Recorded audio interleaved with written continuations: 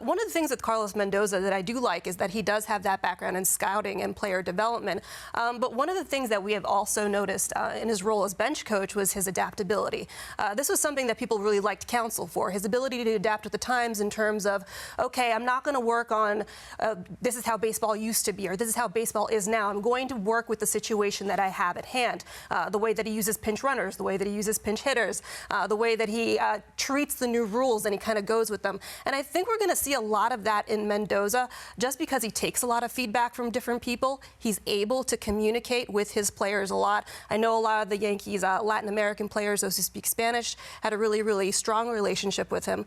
But David Stearns also gets a manager that he can mold a little bit because it is a first-year manager. That was something that we heard in Stearns' introductory press conference. We want somebody that we can work together with. And when I hear we can work together with, it means I want someone that maybe I can tell what to do a little bit. And perhaps this is a situation where he gets that. Yeah, and that's the issue here. I've heard a lot of good things about Mendoza as well, but again, I think he's got to be a disappointment to Mets fans that you're not getting Counsell. He was the most accomplished guy out there. You thought Stearns was going to bring him with you.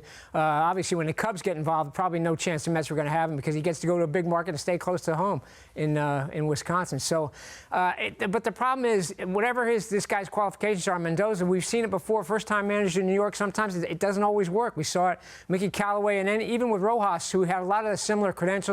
People loved him, but he kind of got overwhelmed by the whole clubhouse situation there. Everything that was going on at the time with Lindor, some of that stuff, and Baez when he came over.